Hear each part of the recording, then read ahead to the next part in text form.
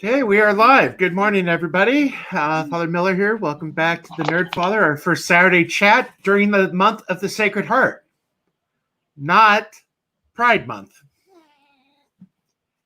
So sick and tired of all the Pride stuff. I think in Facebook I blocked 13 ads in just 2 days. Oh, wow. So, well, we have Father Sinatra with us. Good to see you. And Good to see Lady you too. Good morning. Gravemaster. Miss Martin's on her way. So, how are things? Well, this might be my last Saturday morning a live stream from this office. So Did you get a new assignment? I don't know yet. We'll find out in about 2 weeks. Okay. We get 2 weeks to pack up and move to wherever we're going next. So what? How much? When do you? What? They give you 2 weeks after you find out, or two? Okay. So we'll find out mid-June, and assignments start with the beginning of the fiscal year, July 1. Wow. That's... We usually get about 5 months. Yeah, well, the whole thing is that Bishop Sullivan was okay. This is, I think, a particularly Northeast kind of thing. That the CIA has nothing on spy networks that the Catholic priests in the Northeast have. That we have an extensive information network that as soon as something is heard, it is disseminated throughout the whole diocese and instantaneously.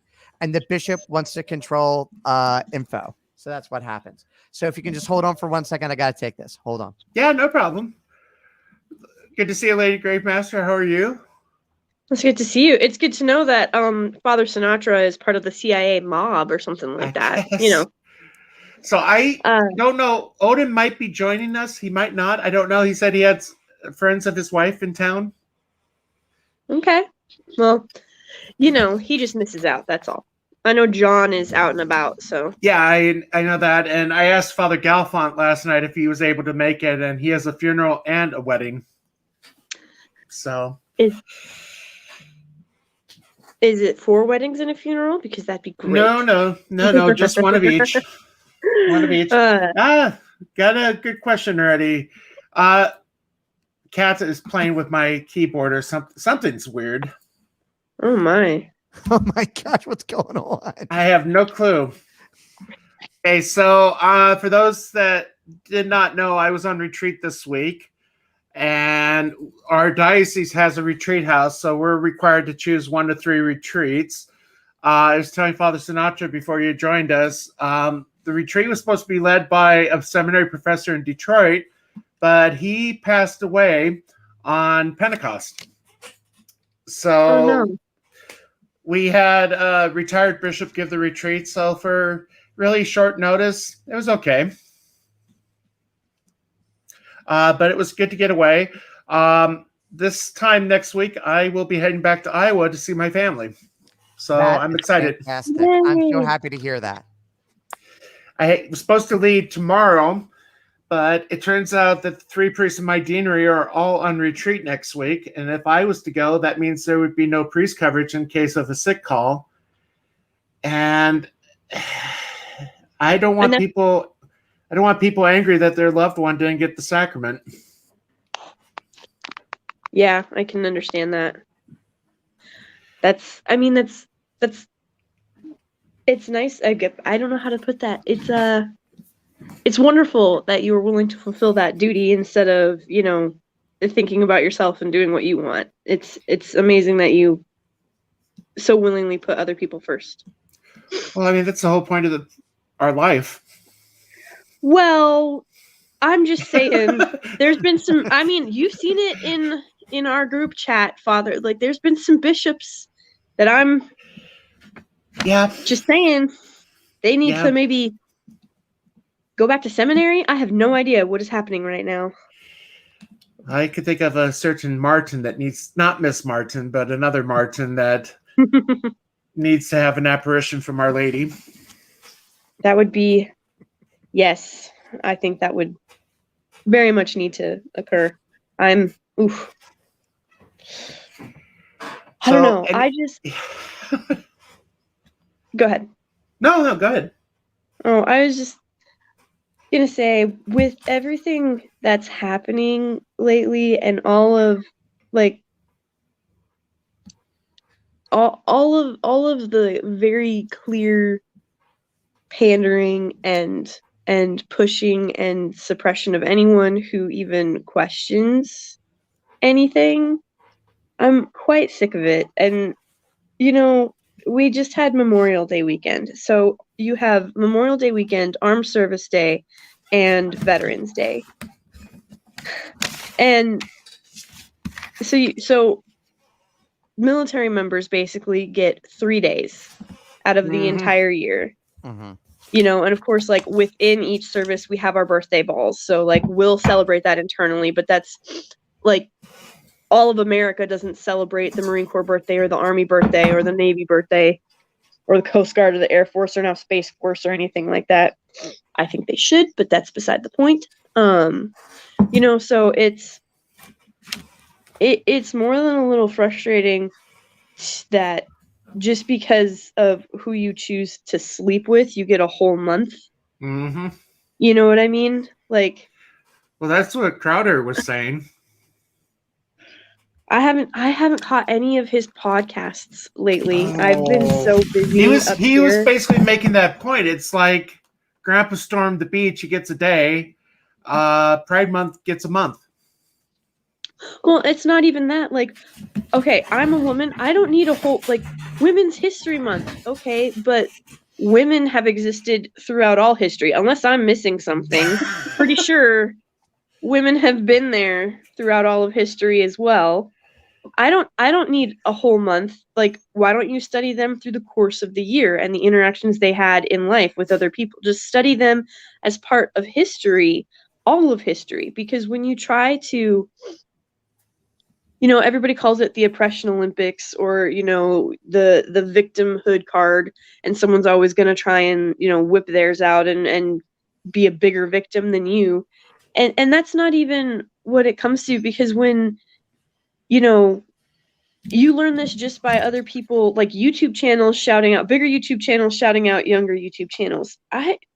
Envy is a really like harsh sin that a lot of people seem to just let take them over, because if, you know, someone gets a shout out and they're like, well, how come they got a shout out and I didn't? And why aren't you shouting out my channel? I've been a supporter for, you know, forever. And it's like, whoa, my guy, like, calm down. It's the same thing with this, because you have Women's History Month. Well, now people are saying, well, that isn't good enough because you're leaving out trans women. So trans women should have their own history month too.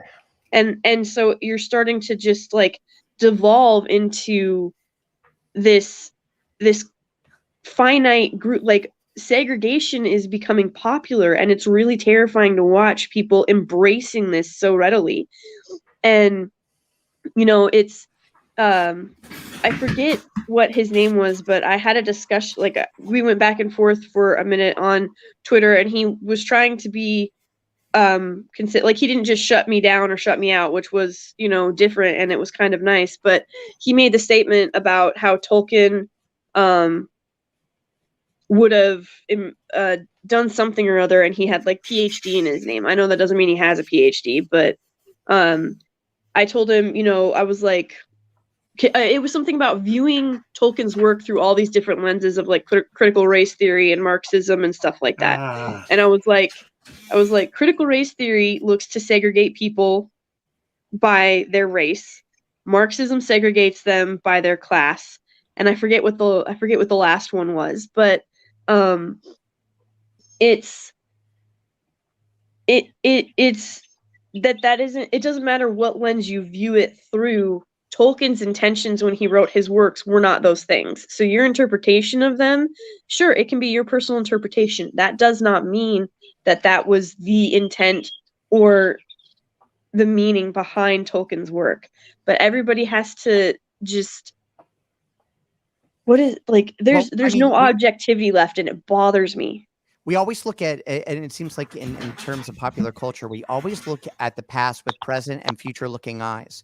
You know, and it it manifests itself in lots of different ways. It's like, so like one of them is like they should have known better back then, kind of, which is like you can't take what we see now and how we approach life in general now and take it and apply it to the past. It's unfair to the past. You know, we take a look at it in sacred scripture when we study sacred scripture, not to bring up the historical critical method or any of those hermeneutical things, but there's one thing that I think is pretty appropriate, and it's a German term, Sitzenleben, the life and times, right? I haven't heard that in So years. when you took, I have my concentration in sacred scripture. I'm sorry. That's what, you know. So when we take a look at it, you have to take a look at what was going on at the time and saying, you know, here's what happened. You know, William Vielhauer, I believe it is, was a Protestant scripture scholar, talks about in this article the Paulinism of Acts. So in other words, that he accuses Luke, who wrote Acts of the Apostles, of hijacking Paul and making him Catholic. Well, no, because that's what happened at that point in time. This is why he's writing what he's writing. You can't take what's happening now and how we look at the world and what we know now and apply it to something that happened, you know, decades ago. You can say maybe 5-10 years ago. Okay, fine. 50, 60, 70 years ago, you can't say that. You can't say that. Because that was never on their radar. That was never there. No. Never there. So and what really kills me is, you know, how fast generational knowledge just dies.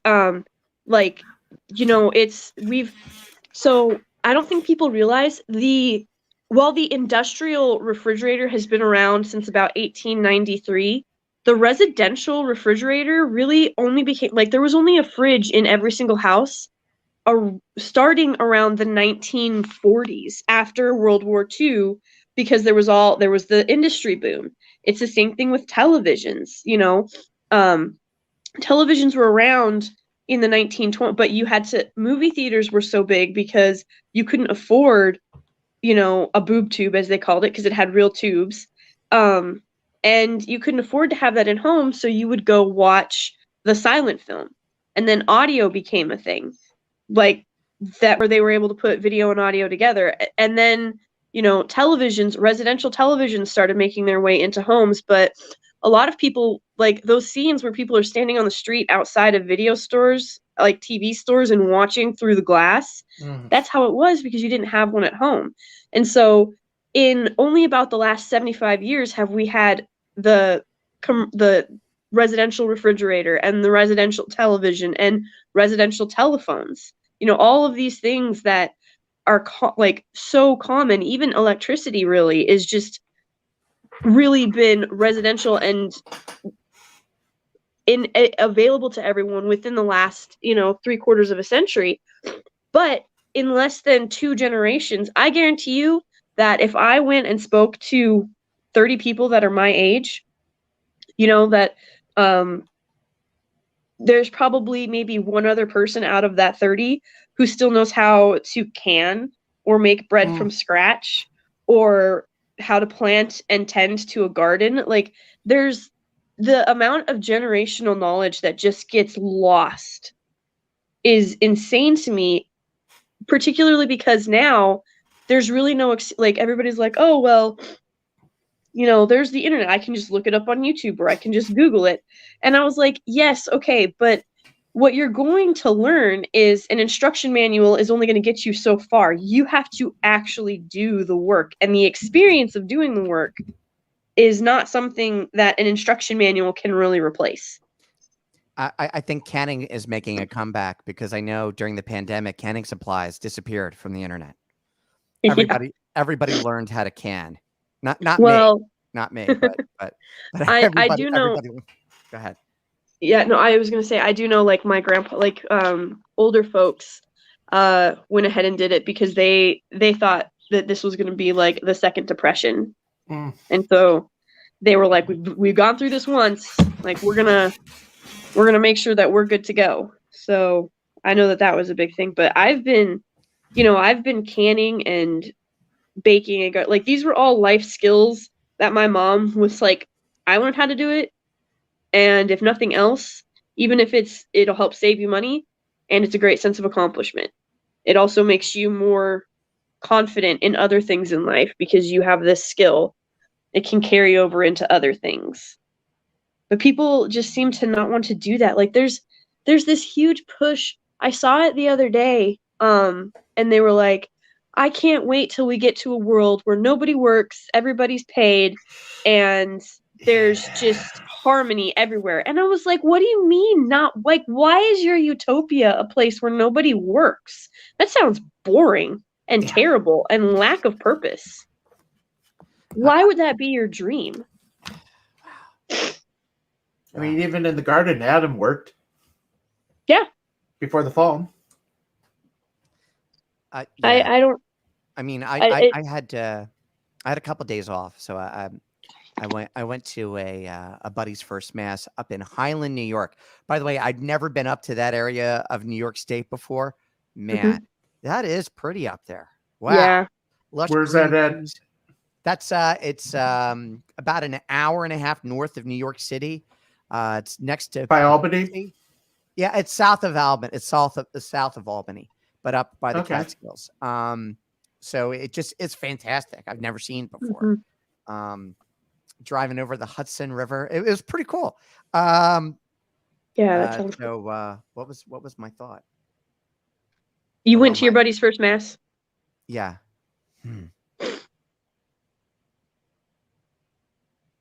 Yeah, I can't even think about where I was going to go. The beauty of God's works have derailed you. It's all good.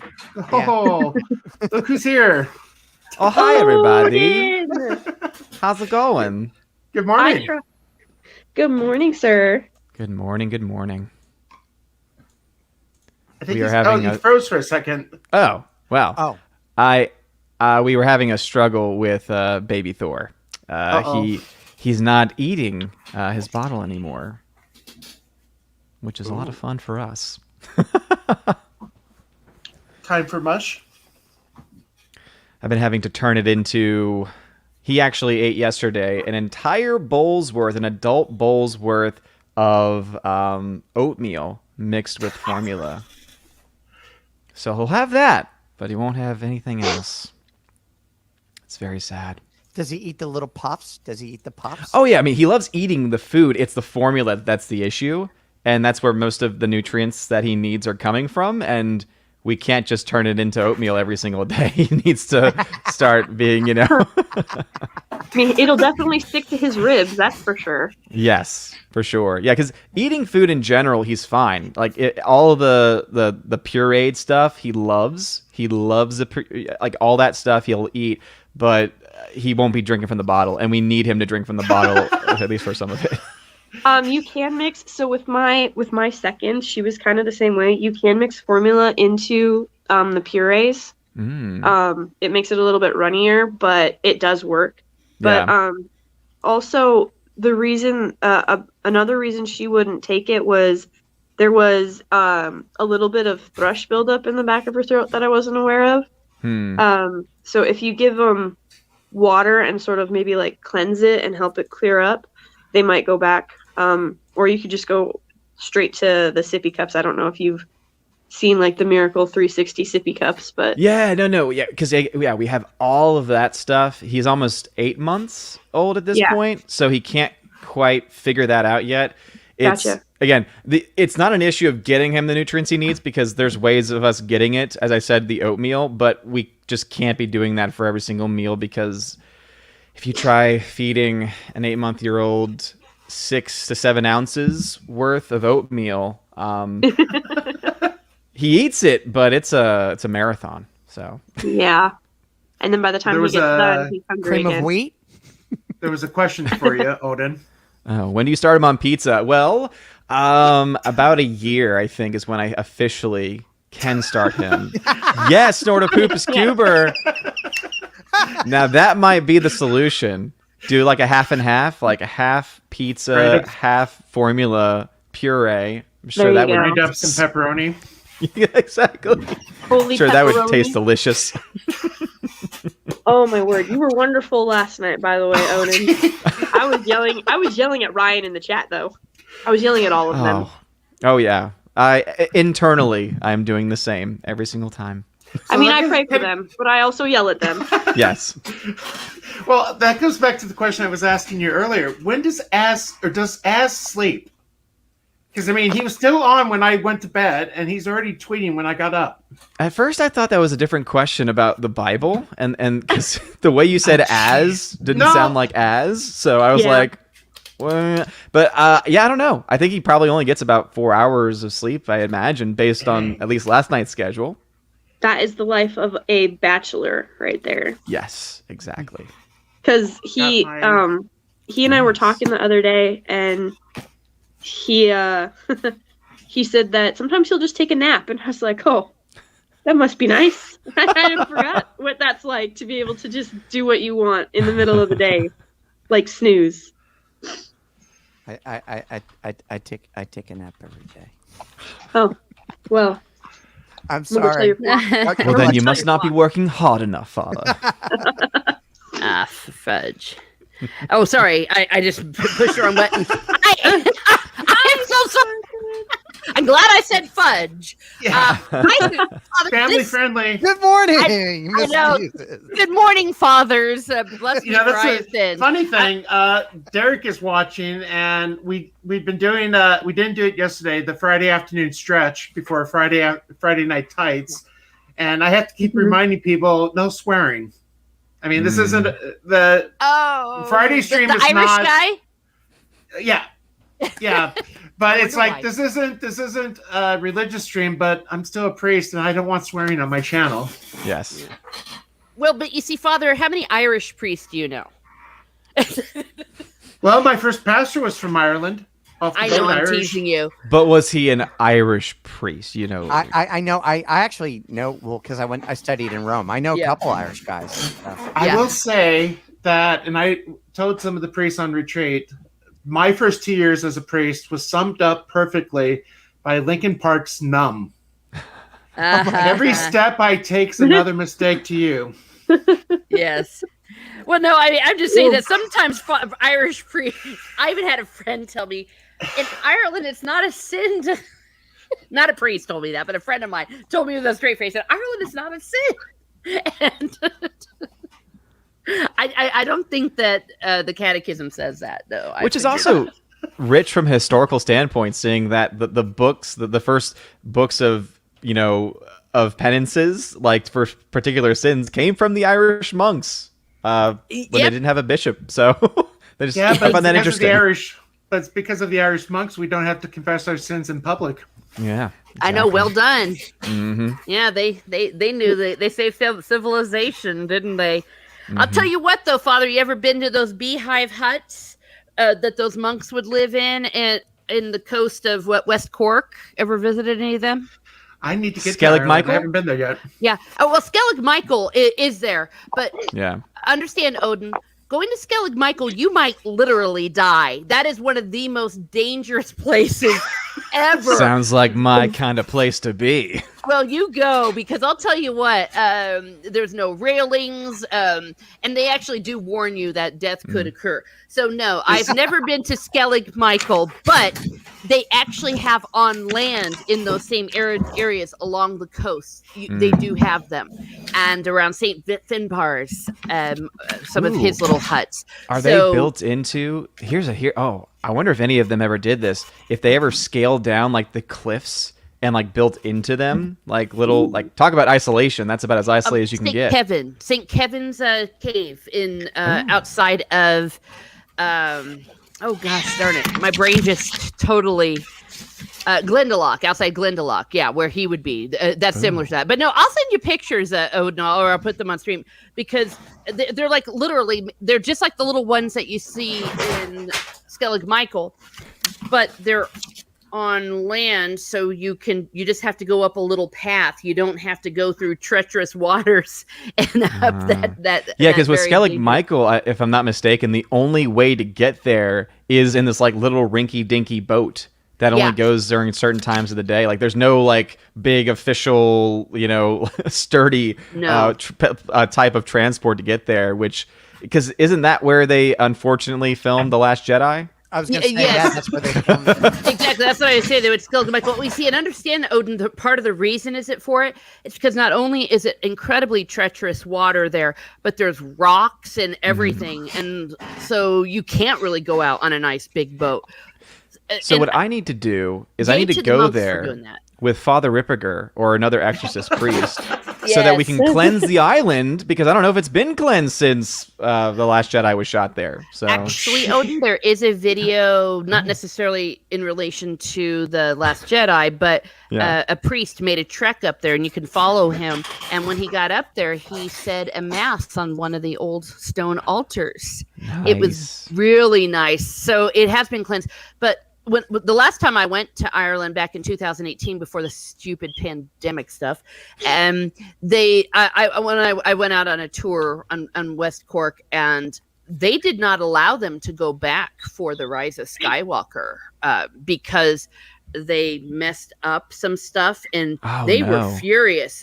It was a big, Ooh. huge deal. And I remember when it happened, they like knocked down a wall, and they were like, well, we fixed it. And we're like, that's a wall. Yeah. That's like, we knocked down a wall that's hundreds of years old. yeah, we and it's very fixed it. preserved. And so they actually had built a replica closer to in the same area, but they built a replica area for that because it was really disrespectful, and the fact that so many people were there anyways, like all the crew, is very controversial to begin Yeah. with, because it's holy ground. Yeah, that's why I'm This surprised that makes they my even. opinion of Rian Johnson go so much lower, Yeah. and I didn't think that was possible. I'm also going to send you all the YouTube of the priest that went up there, because he also treats it with the reverence that is due it, because it's a monastery, it's holy ground. Yeah. These monks, what they did, and they did the crazy garbage they did. When I say garbage, I mean very holy things on these little Kurek things. The amount of dudes that would have drowned just trying to get out there. And Oh, yeah. even if you don't drown, the water's so cold you'll freeze to death. But it's very treacherous water where that is. Yeah. But it was also a very beautiful video, because some people were like, hey, the priest is doing mass, and they were obviously Catholics, and so they joined in and were the congregation. It was very Nice. sweet. Yeah, it's a place at some point, I guess, definitely later in life, after children have grown and everything. I think I would love to do a pilgrimage. I think that'd be an amazing spot to do, like a hardcore, like silent retreat type pilgrimage.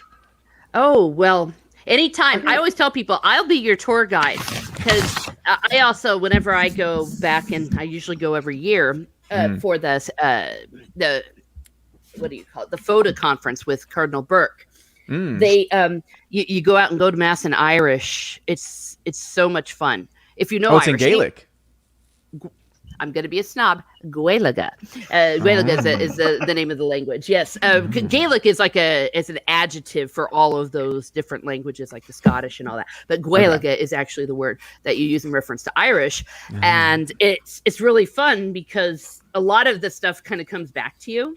Like as a child, I wasn't a Catholic, but I knew a lot of the prayers and things like Wake Dia and all those kind of things. So it's gorgeous going to mass in that. I actually have a video where I recorded some of it, and you sing in Irish.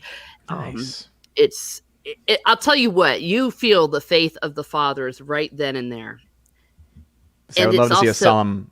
I'd love to see a solemn high mass in that location. Yeah. Oh, speaking of which, the place where in Cork they have the extraordinary form. You would love that.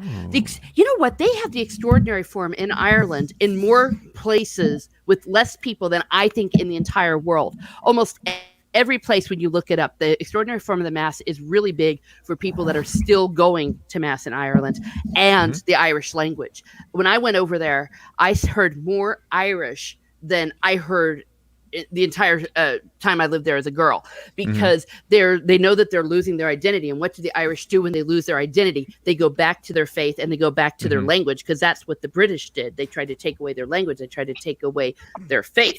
And while there's a lot of things going down in Ireland, just like in many other places, a lot of that's just up in Dublin. and or in the big cities or the minority, the media and all that. But I have found that very much like what had been happening in America when I joined the church during the John Paul II generation, the people that are going to mass are incredibly solid, and they are packing those churches. So That's that's what we're seeing in the United States. My buddy, who is a priest in Northern Ireland, actually at this point now he's a Dominican. He left the diocesan priesthood and entered into religious life. He was telling me that over the past 5 to 10 years, there's been a very real and strong concerted. Actually, my gosh, I've been away from Rome for 10 years almost. So before that, for 20 years, there's been a very strong concerted effort to reintroduce the native tongue to Ireland, and to, I mean, they have television channels dedicated to it, and they're teaching it in schools again, and they're really working hard to get it back. Yeah, it's a return to tradition. When you look at the world around you and you see things falling apart, you see what's been happening over the last 40 to 50 years across the entire world, right? There's just been this watering down of so many things. And so one of the things that we can go back to kind of have that hold on to and to kind of get back to basics is to go back to the traditional aspects of the faith. Well, there's a bit of an expression that the EU did to Ireland what 800 years of persecution by the British couldn't do. Yeah. Yeah. Well, and it's, when you look around too, kind of, what Odin was saying, I have a friend who we were really close when we were kids. And then I stayed with the church, especially when I was in the Marine Corps. It was something that I leaned on heavily. Everybody sort of has their crutch. Some people use booze, some people use tobacco. Some people use exercise, and in my case, it was, my faith and the church, and there was some exercise interspersed in there. I got really heavy into nutrition and stuff because I really didn't want to go down the road I saw so many other people going down. So she'd been away from the church for about a decade, and that Little Nas video came out. I don't know if you guys have seen it, fathers. Who did it? Huh? Who did it? Little Nas. Oh, the no, I don't. The demonic video. Yeah. Oh, okay. Yeah, new. Yeah, that video. Oh, that thing. Yeah. That thing came out, and then his shoe line dropped with all of the satanic everything. And I got a phone call from her because I told her, I was like, it's really hard because so many people can see this coming, but so many people are so scared to say anything because they don't want to be offensive. And I was like, I was like, if the truth offends you, then you're doing something wrong. The truth can be hard to swallow because none of us are perfect and we all have mistakes and nobody really likes to hold that mirror to themselves. Yeah, that was. Oh my gosh. I remember the day after that aired, I went into class and I asked my kids, who the heck is Nicki Minaj? Because I had never heard of her. But I still remember watching this thinking, what the? Yeah. I mean, I don't know if you saw her appearance, but I mean, she was basically playing a demonic possessed girl. Yep. And it's, that's when isn't this right after this, she got up and did WAP on stage? Or was that the other one? No. This thing was that's Cardi B. 10 years ago. Yeah, that's, okay. So this is the Met. And then the other one was just recently. But it's been a steady decline. And, she called me up and she was like, because she was really big into live and let live and do whatever you want. And, if God's real and he loves us all, then he's not going to punish us for being human kind of mentality. And I was like, he doesn't punish us for being human. He punishes sin. That's the whole thing, and but she called me up after the Little Nas video and his shoes, and she was like, she's like, I can't. And I was like, what are you talking about? And she was like, I need to go back to church, and I heard you were back in town with your family. I said, yeah, I'm here for a little bit still. I said, there's a lot going on. And she was like, okay, can you take me back to church because I don't want to go by myself? And I was like, sure. I said, some stuff has changed, you know, like the Nicene. I was like, there's been a couple changes, but for the most part, it's pretty much the same. And she was like, good. I don't think I could do with a big change right now. But she was very, it's crazy to me that this all happened in the past like 4 months, because she was very much into multiple partners and not settling down, and just how she's like, I'm having fun. That's what I'm supposed to do. And, yeah, she's like, Well, just the power of God working good out of evil, you know? Yeah. And I think that moment, the little Nas video, I think that woke a lot of people up to say, okay, there are clearly demonic forces at play here, because you don't get that kind of a video, and you don't get the supportive response that he did get from a lot of people. You don't have that unless there is something else going on. Yeah. Absolutely. And she told me that she was straight up terrified. She goes like, how can you, she's like, how could you justify that? Especially because he has her big thing. She doesn't even have, now, I don't know if she'd be comfortable with me sharing that, but I will say she does not have any living children. Well, yeah, that And makes sense. yeah. And so, that's something that, you know, she is currently like dealing with and working on, because she's sort of, it's been revealed to her that was not the right choice. But she the reason she said, you know, it wasn't even the shocking, she was like, the fact that he was like lap dancing on the, I don't know if you want me to say that, Father, but I think we know what it is. Yeah, we Yeah. got the idea of what was going on. So everything that was going on, and he was doing it with Satan. She said all of that was shocking, and the shoes were shocking. And she goes, but does he not realize that almost 70% of his audience are children between the ages of 8 and 15? And I was like, oh, trust me, he is well aware. Like, this was not an accident. This was not, you know, he knows. I said, there's videos of him going to school assemblies singing Old Town Road. Like, he is in school assemblies singing to like kindergartners and first graders and second graders. So he is well aware what his audience is, like who he reaches, like who his influence really touches. This was not an accident. Yeah. Father was pointing out the other day. Father was pointing out the Blue's Clues stuff, right? Yeah. And all the other shows that have, you know, especially with June and Pride Month, like that they've been really integrating a lot of these, like, and not even just, you know, treat people with respect and treat people with, you know, love, but rather let's promote and let's fully support these various things. And yeah, it's no surprise whatsoever that these are the things that are going on. Has Yeah, anyone but been isn't it- listening to the Bible in the Year podcast? No. No. I have not Father consistent. Mike The one by Schmitz. Father Mike Schmitz, yeah. Yeah, it's fantastic. We're doing the second messianic checkpoint right now. It's Mark's Gospel, and it talks about you know, that it's like Father Mike was talking about this morning about how there were just so many exorcisms in Mark's Gospel, and you know that they're, you know, they were rampant, and because, you know, what does baptism do but purchase us from original sin, from evil, from possession, from the devil. And he didn't know the author off the top of his head, but there was a priest or a theologian that was talking about the Middle Ages. Well, why were there so few? Oh, a priest who has a PhD in exorcism. So like he's a researcher, and this is what he talks about.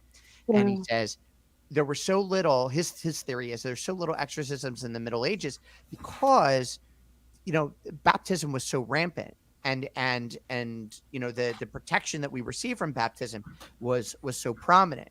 And why now is because folks aren't getting their kids baptized as they should. And also too, people who are baptized are so consciously rejecting what happened in terms of their baptism That's it's opening the door for everything to come. Not to mention, look at the different rites of baptism. There were more prayers of exorcism in the original rite of baptism, and I think that also plays a role, because in both cases, right, we're dealing with valid baptisms. But there's this great line that I've been seeing in a lot of online commentators from the circle, is that people love to say, well, it's valid. And it's like, would you say that about your marriage? Like, how's your marriage going? Oh, it's valid. It was completely valid. It's like there is something to be said, right, about those extra prayers. Like, and that's why I'm so thankful. My son was we have a traditional parish here, and so they were allowed. He got the 1962 rite of baptism with blessed salt and all the various prayers of exorcism, and I'm just like,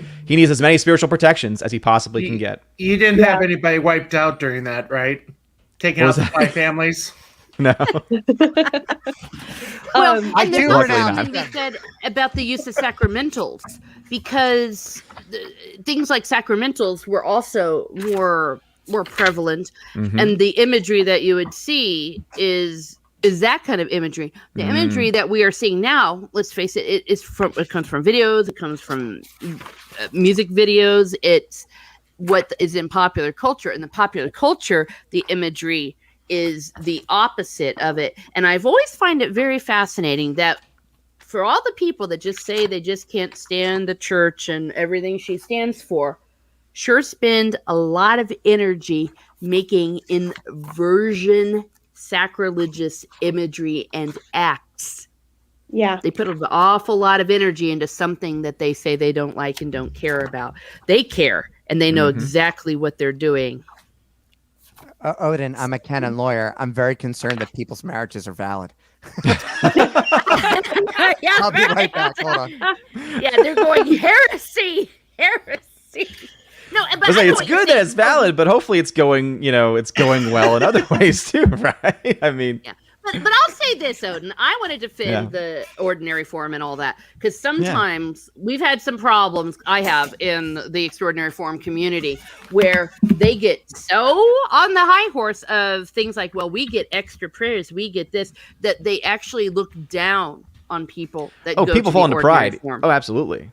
Yeah, because like the parish I go to is like a normal, when I say a normal one, because after the motu proprio, any priest can say it. So like you'll have ordinary form at 9, extraordinary form at 10, ordinary form at 11:30. You know what I'm saying? So it's integrated. And there is some real bad attitudes among the extraordinary form people about the ordinary form is like, how can we go to church with, that's plaguing things. And of course that is also heresy and it's pride. And it's very frustrating because it makes the extraordinary form people look like we're a bunch of nutcases, which I like all of it. I mean, I'm a convert. So when I joined the church and I saw all these beautiful things, and at the time that was when the bishops gave permission, and the bishop gave permission in my diocese. So I'm like, yay, I'm going to go check this out because I like the music. I'm a musician. And my sponsor said, oh, you shouldn't do that. And I'm thinking, what? And she's like, I asked my priest and he said, yeah, this is terrible. And it's going back against all this. And it's not what the church wants. And I'm thinking, gee, if I told the priest, hey, Father, I think I'm going to go out and have a kegger and have a threesome, what would you say? You know what I mean? It's like, if only you put that much energy into sin, then gee whiz, some chick liking to go and hear a bunch of Gregorian chant. And it was very foreign to me. Sorry, Father, for saying that. Well, you know what I'm saying. I'm saying sin. Yeah. And it was a foreign concept to me that there was no way in the Protestant communities that I'd been a part of where if I said, hey, I'm feeling really close to Jesus here. And they're like, well, what's going on? I say, oh, we're doing this. And it's all beautiful. And it's loving Jesus and loving everything. They would never in a million years say, don't go. Yeah. I had to bring this article up. I know I did a video on this, but this Father Reese, a Jesuit, shocker. I mean, I did a live review of this, and I had to hold my tongue because there were some things I just wanted to swear about. Because I did my MA thesis on the Roman canon, and the reason I did that was because I had been to the Tridentine Mass a number of times before entering the seminary. I thought it was beautiful. The Eucharistic prayer was beautiful. And then I go to what we're using now, and I thought it was a totally different prayer. Mhm. It wasn't until I started my paper that it's like, oh, it's Eucharistic Prayer 1. Mhm. Mhm. And the And you're- thing that I like about the new translation is if you take the Red Book, it's almost word for word from the Red Book to what we pray now in Eucharistic Prayer 1. Mhm. Yeah, Yeah, Pope, absolutely. Pope Benedict did a lot of good work by really pushing. I for miss that Pope Benedict. information. Gosh, I miss my German Shepherd. Don't we Well, all? he's still around, confusing people. So Yeah, I get asked that question a lot. They're like, "How can why do you guys have two popes?" I'm like, We don't. the worst thing he did was take on the Yeah. title of Pope Emeritus and continue to wear the white cassock. I think, I think, and obviously I try and look at it through a lens of charity, but I think, in retrospect, the best thing he could have done when he stepped down was to go off to a monastery and live out a life of quiet prayer and reflection That's as kind of what he was doing. Father Ratzinger. I think that would have been a much, because now of course you already had the Sede Vacantis for a long time, but now you got like the Beni Plentists who still think he's the valid pope because they're like, look at the words he uses, he the formula, it's not, and it's caused just, and even from someone just said, right, from that outside perspective, people see two men dressed all in white next to each other, and it's like, for them, two popes, and it's like, well, and I get asked. They were like, someone asked me, and it was actually my friend's brother, who is a holiday Catholic, so didn't really fall away from the church, but isn't really active as much as they should be. But he was like, well, what if Pope Francis dies and Pope Benedict's still alive? Will he just go back and Gosh. be the Pope? And I was like, that would be unprecedented. So I'm not really sure how the College of would. Cardinals would handle that one. Well, have you seen a picture of Pope Benedict recently? You know, he's very close. yeah, Yeah, I love him. and He that's, doesn't have- that's what I told my friend's brother. But he was like, you never know. God moves in mysterious ways, and I was like, Well, also too, remember that he validly stepped down from his office. Yeah. And Mhm. and he used the formula of my own free will, which is Yeah. what Yep. he needed to do. Because if you take a look at the Code of Canon Law, there's a canon in there, and I don't know the canon off the top of my head, but it talks about that it's within those the people of God, Book 2. It says the first see is judged by no one, and so when they mean the first see, they're talking about the Holy Father. So in other words, they're saying that the Pope ecclesiastically is the head of the church, and there's no one other than God Himself to refer to in terms of dealing with the Holy Father.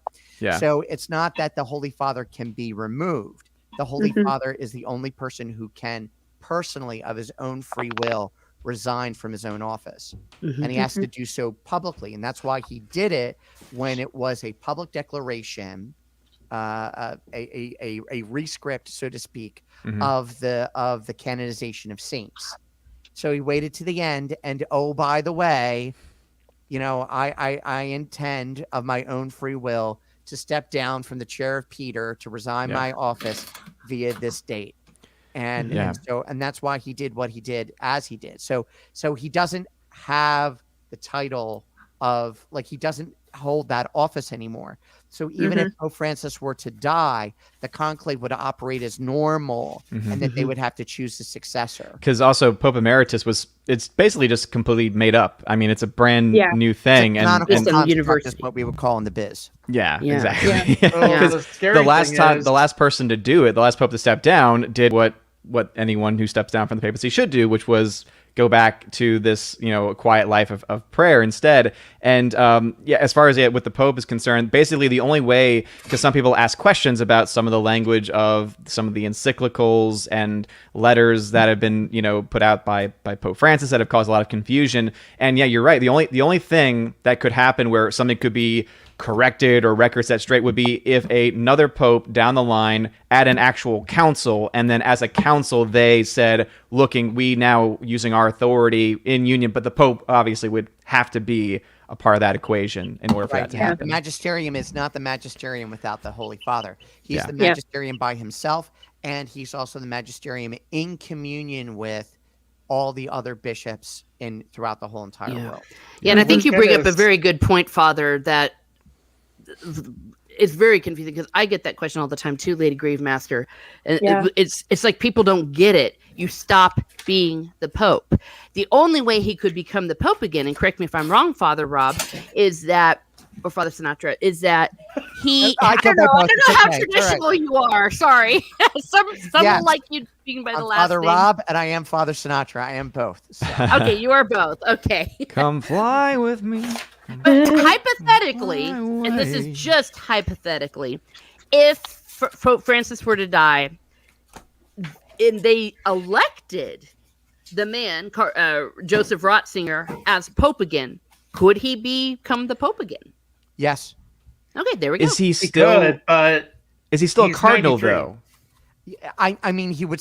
Yeah, he's not. I don't think he has lost that office. Okay. Yeah. But Odin, you don't have to be a cardinal. You don't even have to be a priest. You Oh, you just know, need yeah, to be a yeah. baptized Yeah. man to Yeah, be yeah. elected Pope.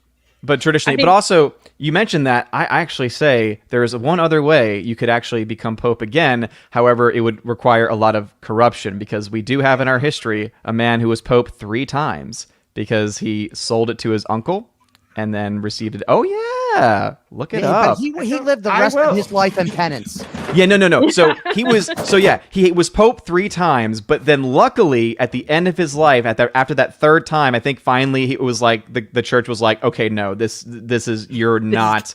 This is obviously not okay. And yeah, luckily he was put, I think he was like tried and said your penance is to go live in isolation. And based on records we have, he did convert. Like he did seek repentance for those actions of treating the papacy like it was, Yeah. And Which Pope was this, Odin? I forget his name every time. Alexander the Seventh? Seventh. No, Alexander the Sixth. He was just a big old sinner. He didn't ever actually quit becoming Pope. Oh, somebody was Pope 3 times. Let's see. Everyone somebody, Google. Google quick. Pope. Do it fast. Because I had this awesome poster in my room, and it has all the Roman pontiffs throughout history. And the one I always Yeah. point out to, and sometimes they notice it by themselves. They look and say, "There's this picture 3 times. What's going on here?" And I'm like, "Well, that's a fun story."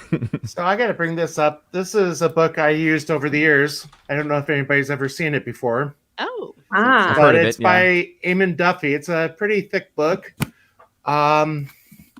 It goes into all the stuff about the popes. I mean, the good and the bad, including John the 12th, who died in the bed of the woman he was sleeping with. Yeah. I'm sorry. I mean, Benedict the Ninth. Okay. Pope Benedict the Ninth apparently was Pope 3 times. Yeah. There you are. 1032 to 1044, from April to May of 45, Yep. and from 1047 to 1048 with no Oh. transportation. I want to say like 3 hours late. No way in kindergarten. See, all the older people know what I'm talking about. Everybody else needs an explanation. Yeah. Oh my Benedict gosh. the Ninth, you said? Yeah, Benedict the Ninth. Ah, he's in this book. Yep. I would imagine he would be. Well, But as I said, there goes. He has a chapter devoted to him.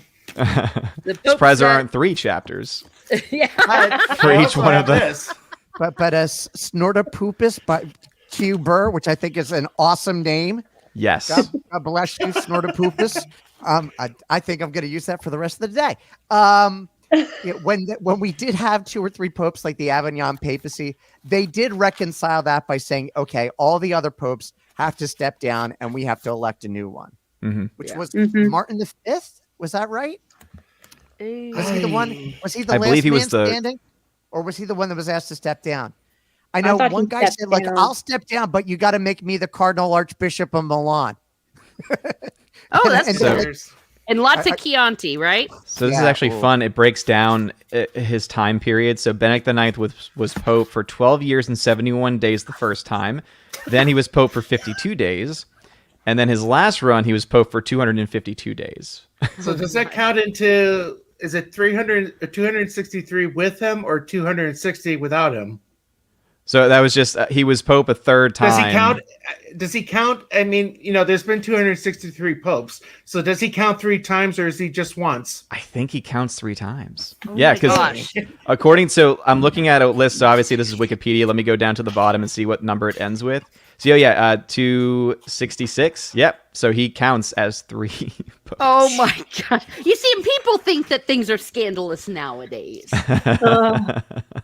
Well, yeah, Yeah. and like it always makes me giggle when people when they're like, well, the Catholic Church has enough money, like they don't need to take offertory baskets at mass. Like the Catholic Church is rich because they stole all the gold in the like Middle Ages, and I was like, what? What? What are you talking about? Like you're crazy. The Like, Inquisition. What Yeah, happened? like- The Inquisition. I was like, Oh I was yeah, like, no one "Dude, even knows what the Inquisition is. It's ridiculous. Oh man. Yeah, what it Well, really. and it Yeah, always- exactly. I'm always like, I was like, yes, there was a period of time in the church where they said, yes, you could buy your way into heaven by donating so much gold or whatever to the church. Yes, that happened.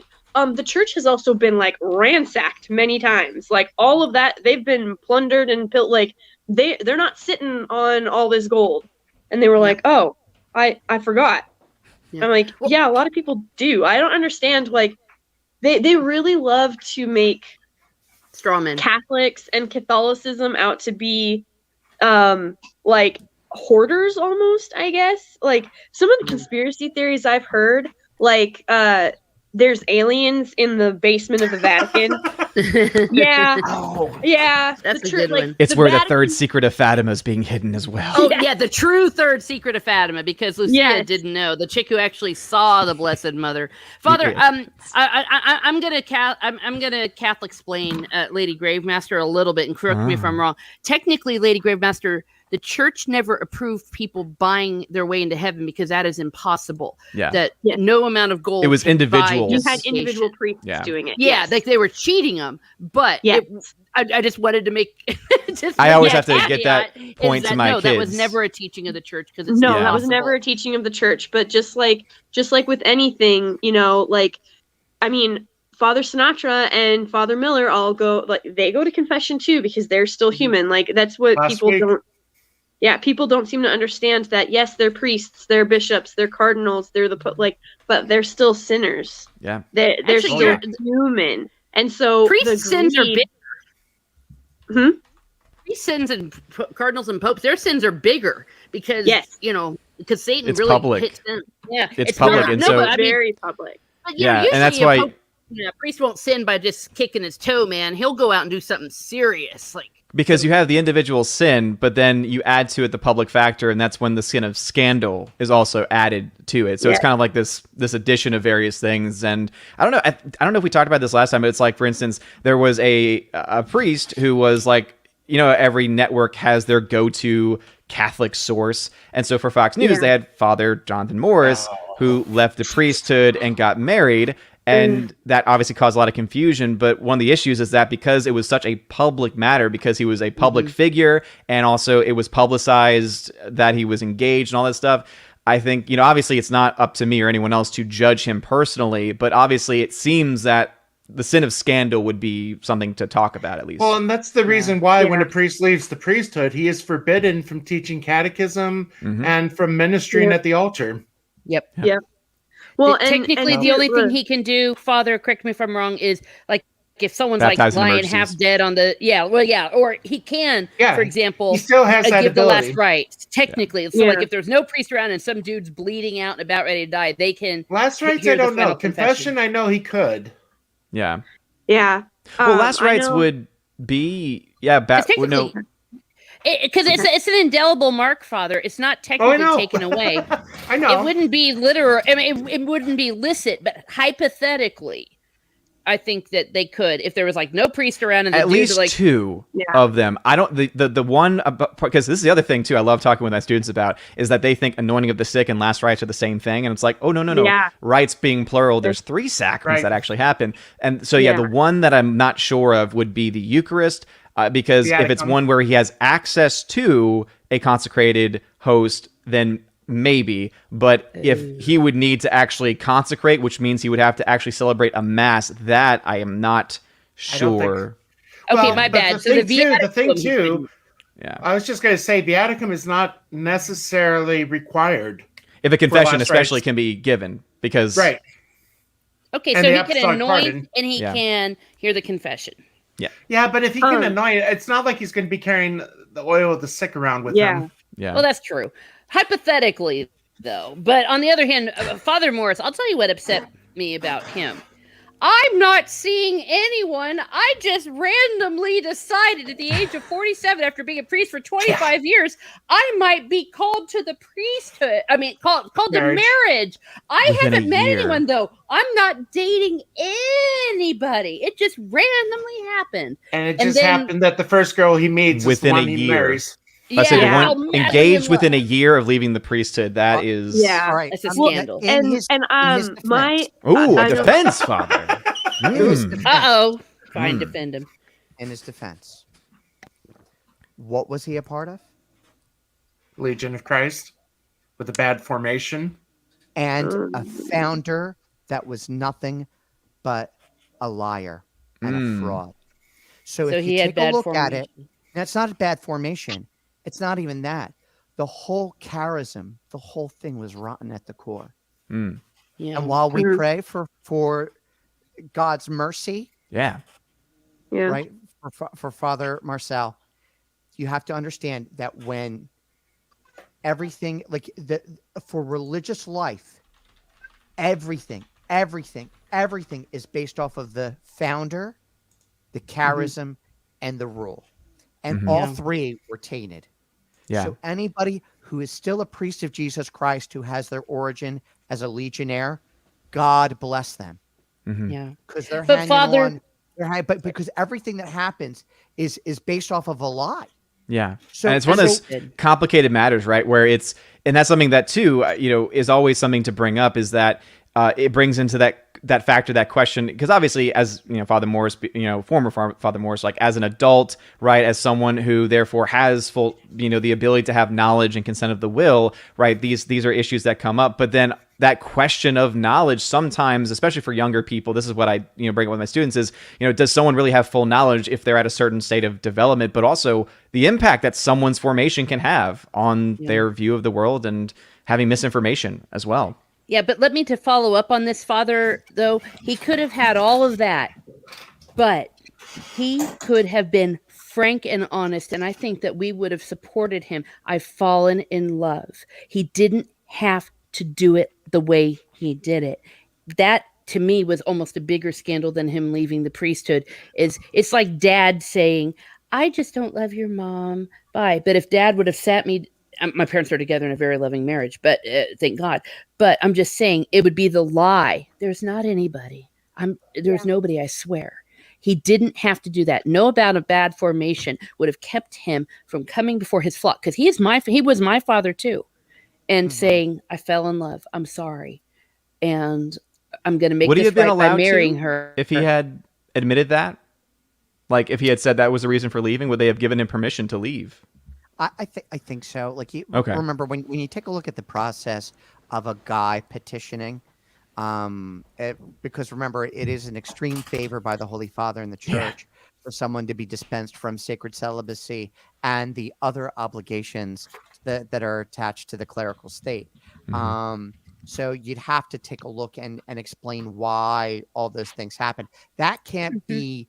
That's the end cause. That can't be the main cause. Okay. You have to say, well, here's why because like, let's face it, I'm a priest. I love my mom and my dad. I love my sister and my brother. Right. And we see it with examples of guys who get in trouble, right. Who write themselves and come back. Right. And say, I want to be, this is what my priesthood's that important to me. You would have to explain as part of that, why when you said and made your promises and opened yourself to the rite of ordination, why that was invalid, like you would for an annulment for a marriage. Yeah. You would have to say that. But prudence and charity also, Father, would have said, that when he did leave and he randomly fell in love with some random woman he just met, he didn't have to make it a big public fuss and publish his engagement picture. He published his proposal picture. And I'm being very careful. Which he was actually not. Yeah, he was there. There are other issues. Yeah, because he was. Yeah, part of it is that he was. When you do that, like when you are given that permission, one of the, if I'm not mistaken, one of the caveats is that you cannot do anything that will cause a public scandal. And so it's clear that that was caused here. And so that's why we have to pray for him, pray that he, went to confession, because obviously that was a result of that picture and everything that came from it. Yeah, and it hurt. And understand, I know that judge not lest you be judged, and how I judge it will be judged upon me. I'm a sinner, etc. I know that. But this was my father. You see, all of you, you're my fathers. And so it'd be like if my daddy did this, and to understand that he not just hurt whatever, he hurt me personally. I watched him for years, and any man that is takes on the name father. And so it's very hurtful. And I don't think he's apologized for hurting. Hey, it's definitely understandable. Definitely understandable when these things happen, people are going to be disappointed and hurt. They are. Yeah. But we are, as Father Mero will tell you, we are fragile beings. And even though we wear this and we're supposed to be in persona Christi, that we are just humble, poor sinners like everybody else. And there, but for the grace of God, go any of us. And that was the theme of our retreat, was conversion. And the bishop that gave the retreat was basically giving us examples throughout Scripture of conversion. And really, that's what we're called to do. We're still called to, convert ourselves, die to sin.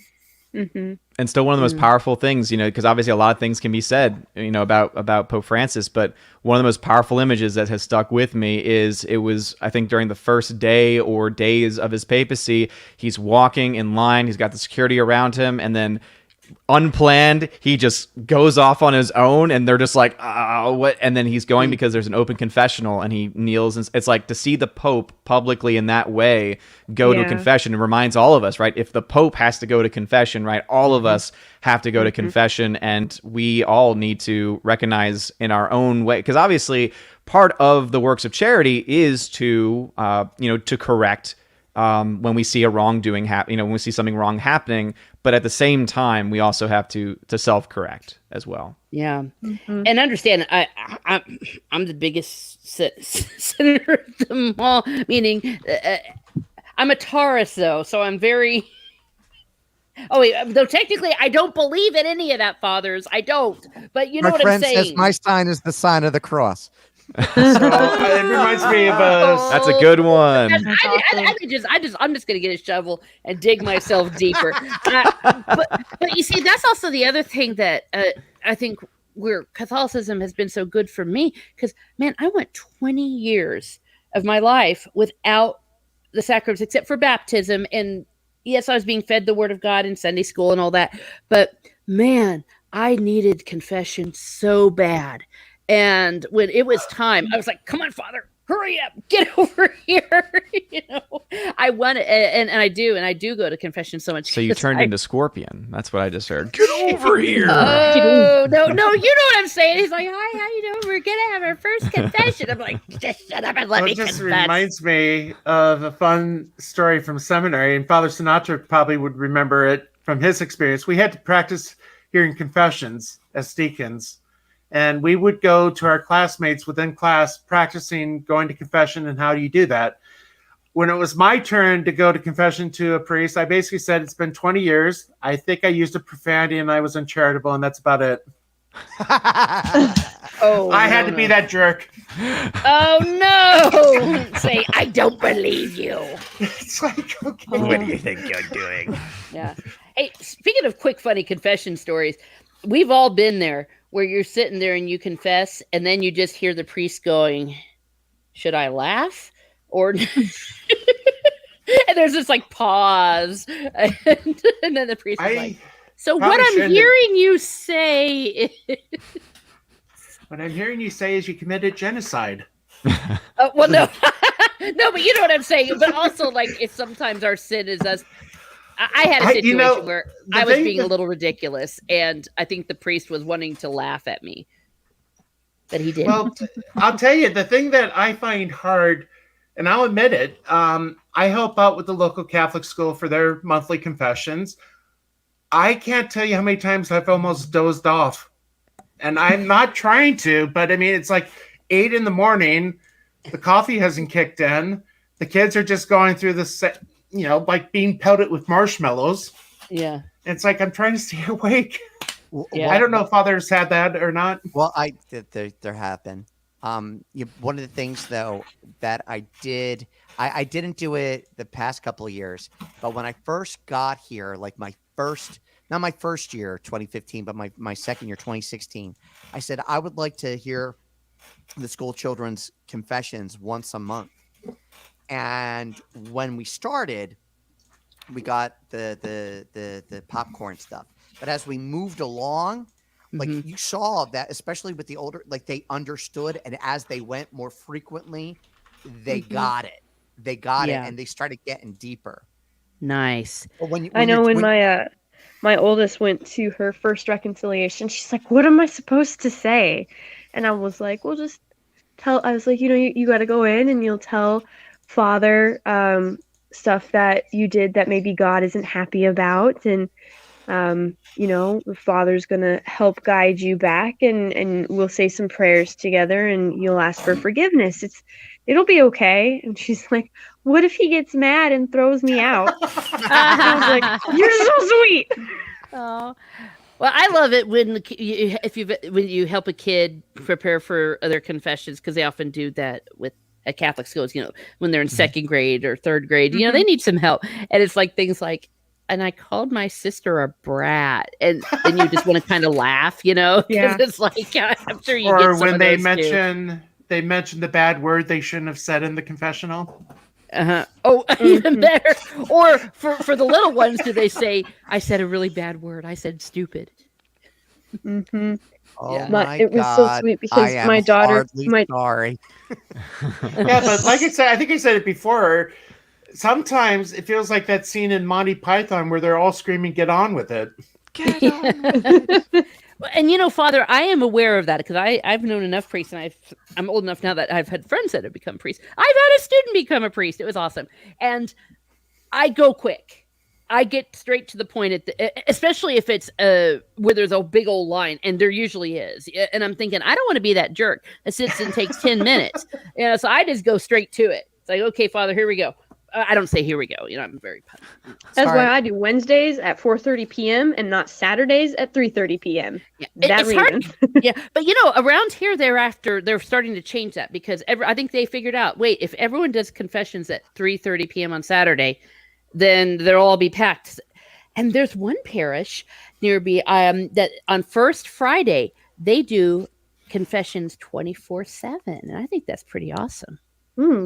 I will say the one greatest feeling I had as a priest was in the bigger parishes I was assigned during Holy Week. We would hear maybe 2-3 hours of confessions, nonstop confessions every day. Yeah. And I mean, you're tired, but it's a good tired. Yeah. I know at Christmas time, our parish has like 3 or 4 visiting priests, and they'll do like, I want to say it's the 3rd week of Advent. They'll have just 2 days of 24/7 confession, so that if you're if you have like a day shift or a night shift or a swing shift or anything like that, they're available to you before or after that, so that everybody has the opportunity to sort of come in and get reconciliation done during the season of Advent and before any of the Christmas masses. Yeah, that's cool. Well, and confession's fun. I gotta admit, I don't know if it's fun for you all, but it's great. Again, I never forget what it was like to not be able to confess and get feedback. See, that's the other thing we get out of it. We get some feedback on it, and that's always good. And often, the penance does often fit the crime, if you will. And that part of it's always pretty cool. Like, yes, sometimes you get the 3 Our Father, 3 Hail Marys, but sometimes there'll be also a caveat, and you got to pray for that person that you wanted to smack in the face. That kind of stuff. My personal favorite was I said, and Father, I wanted to kill him. I wanted to kill him. And there was a pause, and the priest goes, "You didn't kill him, though, did you?" He was starting Well, I to know wonder, John- am I going to be in an Alfred Hitchcock movie? I know that Netflix. so like bounding into comics, John they dropped some stuff and I just got so angry and so I started like swearing in some of my posts. And John called me out. He's like, "You're swearing an awful lot." And I was like, "Yeah, I guess I've just sort of like reached the point of absolute apathy." And he goes, "Mm-hmm." I said, "I will add it to my list and go on Saturday." And so I did. And and then I was there on Saturday and I was like, "This is why I come on Wednesdays." But I was there and part of my penance was that after 1 week of not swearing, I had to go and tell John thank you, which I did. Oh, To for calling me out on how much I was doing it and the fact that it wasn't really adding anything to Mm-hmm. the situation that was of value, and it was really just hurting myself. Sometimes So- we need that, right? Sometimes Yeah. we need Need it. that, help from others. And I remember even during a confession once, like, I won't go into too much detail, but basically the response was, "Are you kidding me? Why would you do that?" And like, it was not the typical response, because normally the priest will say, "Well, thank you for making a very good confession." But like, because of that response, I was like, it made me realize, oh yeah, this was a lot, more grave than I even maybe had even realized. And so it Yeah. kind of like put me on the spot. But sometimes we need that. And I think that's Yeah. that's what a lot Yeah. of, the kids for their first confession are afraid of. I'm like, oh, don't, part of me is like, don't worry. You'll get that when you're older and you know better. Yeah. Maybe. yeah. One One of of the- my something Go like that happened to me, but I think it was a situation where the priest was just really, really, really old. Mhm. Because he blurted it out, I think, before he thought. It was a Mean Girls thing I did, and so I told him, and he goes, "Well, you shouldn't have done that." And I said, "I know, Father. That's why I'm confessing it." Why I'm but here. Well, I will say if it wasn't for if I like looking back at life and knowing that I have the fact that I stayed with the church and I actually have not really ever told anybody this, but we'll go ahead. Ooh, cool. When I got pregnant with my first, I was in my early 20s, and yes, like we were married, but I was like, I'm still in the Marine Corps, and I have all this to do, and all these other women talk about how much their careers were buoyed, and how much better it was for them later in life that they decided, they made the choice to end the pregnancy, to terminate the pregnancy. And so, because like I said, I was 20, I got married and I was 21 and we were pregnant at 22. And I was like, I'm still so young, like this is so shocking. Maybe this would be a consideration. And because even my doctor that I went to said that I had plenty of time to have kids. If I didn't want this one, it wasn't a big deal. And I was like, well, I'm Catholic and we've been raised that all life is sacred. And I really think that I should maybe go talk to my priest about this. And my doctor was like, no, don't do that because they're just going to guilt you into keeping the child. And I was like, okay, but you're kind of bullying me into not keeping the child. Mhm. I said, well, this is something that's really heavy. I'm really young. I've never been pregnant before. I've never, I've only been with my husband. So it's like, this is a big thing. And she was like, it's really not, just very dismissive of the whole thing, which I found rather shocking. I didn't go to her after that, by the way. Yeah. So I went into reconciliation. I went into confession and I told the chaplain, because we were in the military. So I went to the chaplain and I was like, this is the situation. I'm supposed to go on deployment in 3 months. I won't be able to go. I said, now I can't go on this deployment. And this is going to, be a huge change. And this isn't something that's just like, oh, yay, it's a baby. And then you can just sort of like walk away from it. And he was like, well, what did you get married with the intention of doing? And I was really confused by the question. And I was like, what do you mean? And he said, did you get married with the intention of divorcing your husband? And I said, no. I said, marriage is a sacred thing. And he said, exactly. So is life. He said, you get married with the intent. He said, you could have become a nun, which I had actually considered earlier in life. He said, you chose not to. So you chose, to join the Marine Corps where you met your husband, and then you chose marriage, the sacrament of marriage. Now, he was like, I really wish, he said, that there was a sacrament for, I forget exactly the words he used, but basically like a sacrament for like pregnancy, like not just baptism after the baby comes, but like a sacrament for pregnant mothers, something maybe from the Holy Mother or something like that, because that's what he went back to. He said, how do you think Mary felt when she was told that she was going to be carrying the Son of God? That was a big change. That was all of the things. Imagine if she had said no, we wouldn't have what we have now. We wouldn't be saved. We wouldn't have Jesus. We wouldn't have the church. He said, you came here because you know what is important, and you know that this is a life that you're meant to protect, and you just needed that reassurance. He was like, he goes, and if you're ever lost or you're ever confused or you're ever scared, he said, you can always come back to the church. He said, I can't say that everybody in the church is going to be, accepting or open-minded or open-hearted about it. He goes, but he said, the church, he's like, Jesus will always be there. And so I cried some, and, because I was like, well, I said, I didn't, have an abortion. I was like, but I definitely entered my head. And he's like, yeah, he goes, that's what happens with doubt. He's like, that gives the devil his little foot in the door. And then he starts whispering, and then you start, having all these internal conflicts. And he goes, but this is something that you got married with the intention of having a family, correct? I said, yes. He goes, well, God had that intention for you too, and now is your time. So yeah, it was a really big thing. And that's why that's a big part of why I'm a huge proponent of reconciliation, because it definitely saved my soul, but also saved my child. Mm-hmm. And I couldn't imagine life without her. You know what I mean? Story. And it's the fact that, especially because I was stationed in California at the time, like the very dismissive attitude people have towards life in general, especially out there, is just heartbreaking. And it's so easy to get lost in it, because you're like, oh, well, it's not a big deal. Everybody's doing it.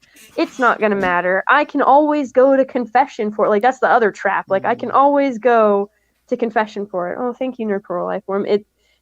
And so you fall into that trap of, well, if I commit sin, I'll just go and ask for forgiveness for it. But you're you're committing a sin right there by saying, I'm going to abuse reconciliation. Mm-hmm. And the knowledge that God will always forgive me. So that's a sin in of itself. That, I always have to, I joke, I'm like, oh, I'll go to confession, but really, I will go to confession, because it is that grave.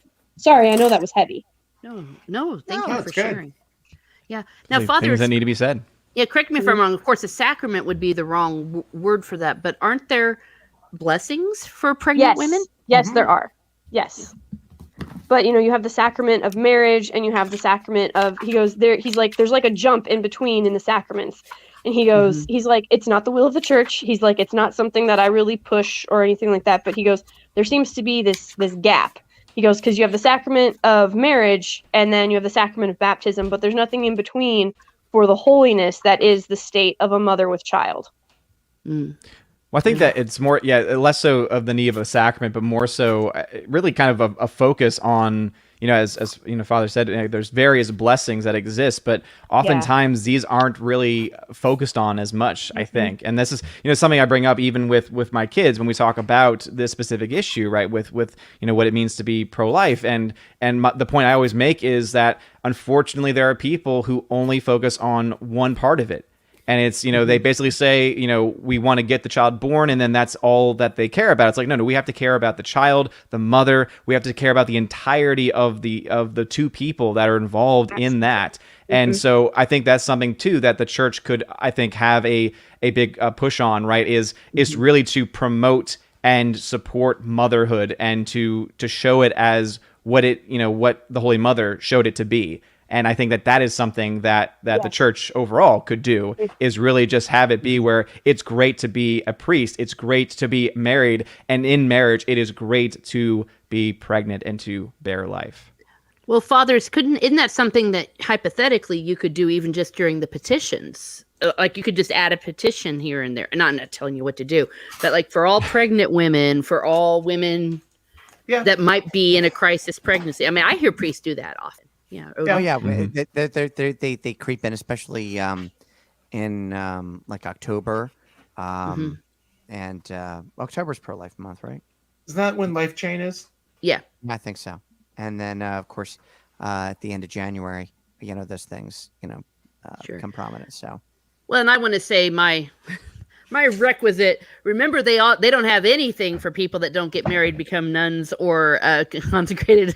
So I don't have anything. I don't have anything to help me except, the grace of God, of course. But I always wish that there would be a little more help for people either that are seeking a spouse or for people who, for whatever reason, were unable to find a spouse, and for the lost motherhood, because I mourn that all the time. The lost motherhood not because I didn't have an abortion, not because I had one rather, but because I was never able, while I was of childbearing age, to meet someone that I wanted to, that was stable enough to be the father of my children. Anyone can get married, but if you're going to get married and have the father of your children, it's gotta be a certain kind of man. And sadly, society, while it's not creating, in many ways it's failing women, it's also failing men.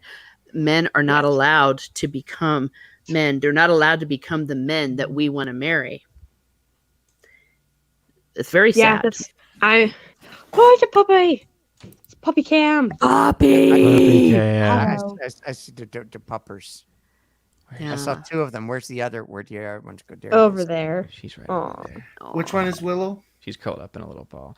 Willow is the one curled up in a little ball. Okay. Yeah. Now, I came late because I read the time wrong. Have you all had a chance to get into a little bit of 101,000 million reasons why Tolkien wasn't woke and Catholicism isn't woke? We started talking about that.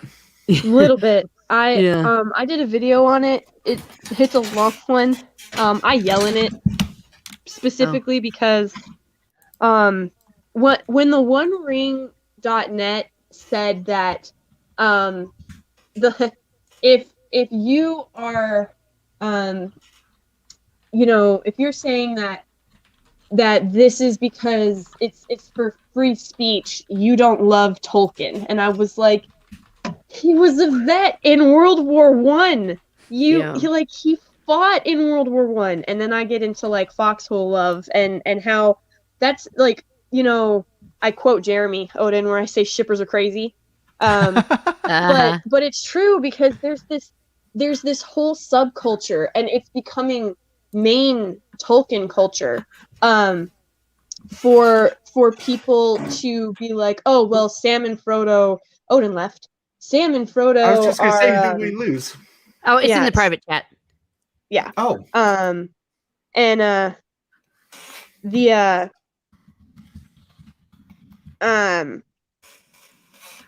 Oh gosh, there's this whole push for like Sam and Frodo, or Gimli and Legolas, or Legolas and Aragorn, or Aragorn and Gandalf to have like this sexual romantic relationship. Yeah. And my issue with that is because the fellowship, like first of all, yes, Tolkien was a devout Catholic, but he was also a veteran, and he understood a completely different kind of love, which is foxhole love. And that's knowing that your brother to your left and your brother to your right will die and kill for you, and you would do the same for them. And it's something that you have to, just like true, like there's different forms of true love. And yes, romantic love is perhaps the most famous of that. But you also have paternal love, but you have what I call foxhole love, fraternity, fellowship, and that's something, you know, those bonds last for eternity as well. That is a form of true love, and that is what the Lord of the Rings story is about. Because even Aragorn and Arwen's love story is very small Mm-hmm. in the grand scheme of things of Lord of the Rings, and because that's not the focus of it. The whole first book is called The Fellowship of the Ring. Exactly, they were brothers in arms. Bands of brothers. It's something that, you know, your souls are forged together when you are in foxholes together, and you go through and you survive that kind of misery. Mm-hmm. And Philios. It's Philios. As you know, you Yep. take a look at John's Gospel, right? yes, I couldn't remember what it was called because I've been so I do need to go look it up. But yeah, I was like, this is foxhole love, and I couldn't think of what it was actually called, but I knew there was a word for it. But thank you for that, Father. Jesus and Peter have that conversation, right? Yeah. Peter, do you love me? So he says, Peter, do you agape me? And Peter replies, yes, Lord, Philios. He Huh. says, Peter, do you agape me? And he says, yes, Lord, Philios. And then, because of course, agape is that highest form of love. And then Jesus says, Peter, do you Philios me? And he says, yes, Lord, you know everything, Philios. Mm. There you go. Yeah. Yeah. And then it's see? like, okay, And so, like, here's where you are now, but here's where you're going to be. You're going to hit that agape. Yeah. Yeah, he never said eros. It was not erotica love. No. And the other part of that, what you were saying about Aragorn and Arwen, is these men did have women in their lives. It just wasn't the main part of the story, because all along you knew that Aragorn had his true love, Arwen, and they got married at the end. You had Sam with his lady Rose. Hobbit, Rose, and of course the best romance in all history, Faramir and Eowyn. What about Gollum in the Ring? No, that's not a good romance. Which, well, I love that, and there's a reason. Maybe I'll do a video on that sometime about why Faramir and Arwen are so good, because they actually found each other after loss and realized, wait a second, we're kind of perfect for each other here, and it was unexpected and all that, and it was true. It was great, but that's a video for another time. But those were incidental to it, that it really was a story of a band of brothers. One could argue, with all the Catholicism in it, as Tolkien said, they're very much like the apostles, as you were alluding to, that when they sent them out 2 by 2, Jesus did, you know, and the way that they separate out. Hey, by the way, doesn't it make it kind of, well, at least I thought it was ambiguous. Ambiguous, thank you. I combine that with ambiguity. Ambiguous at the end of the Return of the King, whether or not Gollum destroys the ring, or Gollum grabs the ring from Frodo out of possessiveness, or does he at the end make it says his redemption? It's a final noble act of him returning to Smeagol and sacrificing himself and the ring because he knows it's too powerful. Yes, and that's one of the reasons I love the book more than the movie, because in the movie, it's definitely like they don't leave that ambiguity. It's clear that it's a possessiveness, and that, you know, his lust for the ring is what causes his downfall, as opposed to having that moment of clarity, realizing that this cycle is about to start all over again, but in a worse way, and then so you have that ambiguity in the book, but nothing in the movie, like not the look, not anything, because someone tried to argue, well, he has that look when he hits the lava, and I said, no, I'm pretty sure that was shock from hitting lava. I don't think that was oh, I've done this noble thing. Like, I'm pretty sure that was shock from hitting the lava. Well, that's interesting that you say that, because looking at the books and the letters of Tolkien, I never personally got the impression that Smeagol was ever redeemed, that he actually was like he was the damned, that he never repented. He was the Judas character, if you will. Yeah, it's been a long time since I listened or read. Well, it just struck me that the way that it's portrayed, like he doesn't speak during it. He just acts. And I think that's why I think Tolkien wanted you to guess or think that of whether or not he did it out of some sort of nobility. I don't know. I always thought, I'm like, oh, okay, maybe it's this way. Maybe because as important as it was as Frodo, and like Frodo having the strength that he's the only one who could take the ring. Like who is almost equally heroic, if not Sam, right? Yeah. And Sam, is got that he always, stays the course. He's like, Semper Fidelis, he's always got that. So, yes. And that's like, I think too, that's because, Sam, like, Sam's always been my favorite character from the books. Like when I first read the books and like, everybody's like, oh, but Aragorn is like so heroic and Gandalf has all this power. And, and I was like, you missed the whole lesson of the book. Like the whole reason that Gandalf was so inspired and moved because he saw what Bilbo was able to do, but also that Bilbo was still corrupted by the ring, but he saw what Bilbo was able to do. And he, he looked at Frodo and he knew that it was going to probably destroy Frodo, much like it had destroyed Bilbo. But I really do think that because it's not like Sam didn't get his hands dirty. Like Sam fought for Frodo. He would have killed Gollum if Frodo hadn't stopped him more than once.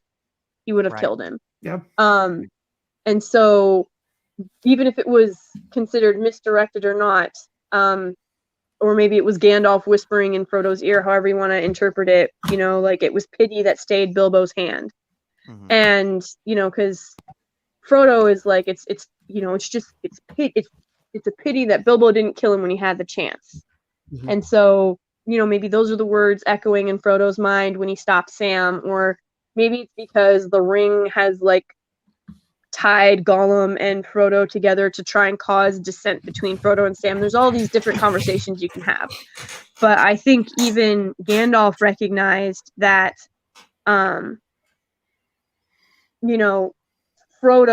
Bilbo couldn't do it alone. So it's unlikely that Frodo could have done it alone too. And I think Gandalf knew that, even if he doesn't like Fool of a Took. Yeah. By the way, now that I have 4 ideas for a video, because I do have notes on Tolkien and the quality of Smeagol, but yeah, all of that, and that is what makes Lord of the Rings such a masterpiece, is because it is a grown-up book for grown-ups. And to be honest, I think that's why some of the stuff that the OneRing.net was doing rankled so much, is because they were coming at it from a very odd, strange, juvenile. No one ever mentioned this. No one ever thought of this. Why are you trying to connect something that a few people in maybe a chat room in 2000 might have said about the actor playing Gandalf to whether or not we can like this new series? It was taking something that is a masterpiece and frankly using it, I think. And I think they were doing it for publicity. Well, and they were also using, Sir Ian. Like that's what thing. I mean. Yeah, I was going to say the actor that played. Yeah, like they, the fact that you're going to, first of all, attack the fandom that you claim you were forged by and for. You're going to just come out and say, look, any of you that are these labels, if you're straight white Christian, then you're wrong. Or if you're straight and Christian, you're wrong. Or if you view, and I know you guys can't see me doing the air quotes, but if you view Tolkien through the Christian lens, you're wrong. Like, he was woke, and then they admit that they don't even know what woke is. But the only people, like, I went back and forth with them before they blocked me. So did just some guy. They haven't blocked Gary, and I think that's because Gary, if they do, like, it's gonna just it will cause a whole other set of issues. Gary will go. We'll go on an all-out offensive. That's why. Yeah. Well, and not only Absolutely. that, And like, they have 18,000 subs compared to the people that they were going after, like just some guy in Nerdrotic. It's Yeah. nothing. So that's also why I think that they were picking a fight, hoping. And then they were like, well, why don't you come on my channel? And I'm like, okay, they're just playing that YouTube game. yeah, absolutely. This was nothing but clout, and that's disgusting that you're gonna use the creation of modern fantasy as we know it, like the father of the genre, his works, his son, and the fandom that has been there from the beginning. You're going to attack them, belittle them, degrade them, tell them that they're wrong, tell them that this new woke movement is what Tolkien meant all along.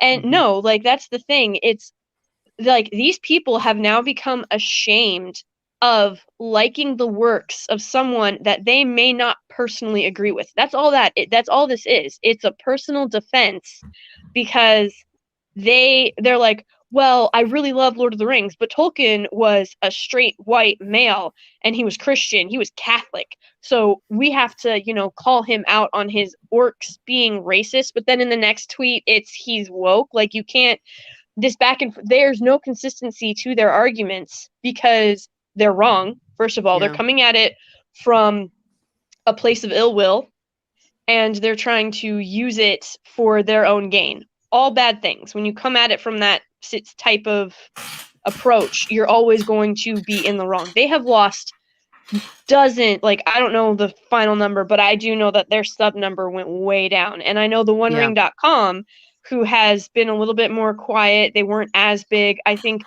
when I looked at them on Twitter and started following them, I think they had like 800 followers on Twitter, and now they're over 2,000. They're going to be starting a YouTube podcast and stuff. Like, their websites could be getting more traffic, like, because they stuck to the lore. They stayed true to the lore and to Tolkien and the message, and they didn't try to make it more comfortable for people who don't necessarily agree with Tolkien's views. And not only was everything that you said completely heinous, what was particularly heinous was retroactively, 21 years later, they were trying to tell us that we were guilty of a sin that nobody committed, let alone the people that are fans of Tolkien, and that blame us for it. Yep. And I'm like, ooh, first of all, where, what? And if it was such a big deal during the movie, and if there were so many people just so upset because, shocker, an actor might be gay, I mean, come on. And first, then blame us. Well, then why weren't you railing about that in 2001? Why weren't you talking about that all the time? And so that's what's heinous. They were making up something that didn't happen and then attacking people for doing what didn't happen. Yeah, Sir Ian wrote like a few paragraph blurb on it, and he said that, this and that. But I pointed out in my video, I'm like, okay, One Ring Net. So you're saying that this happened in your chat room, in your forum. This happened with you. I said, you're not providing any evidence of that, but we'll roll with it. And you said that the production and Sir Ian caught wind of what was happening, of that conversation. And I'm like, did they catch wind of it? Or did you maybe like send a gentle, like, torrent wind in their direction saying, hey, look at this? You know what I mean? And to be honest, just like any abusive language, because you always love the person, you know what I mean? That there's never a reason to be abusive or take away the dignity. Well, why didn't you just ban them from your site? I mean, that's what people do. You have the right to do that on your own site. Absolutely. Well, I gotta go. I got an appointment with I was a just gonna marriage. say. Yeah, I have to go. 15 Yeah. minutes. Yeah, So- I gotta get a homily done still. Father, just Purpose- rip it off from Scott Hahn's weekly reflection. No, because it would be too obvious that's not for me. That's true, because we always listen to it. So we go, liar, Father. Yeah, so All right. we're gonna wrap up. Again, thank you everybody for joining us. Please be sure to hit the like and subscribe button. We'll do it again next month. Yeah. And Yay. thank Away you. from this location. Pray for me. Yes. So So again, thank you everybody. I'm hitting the end button.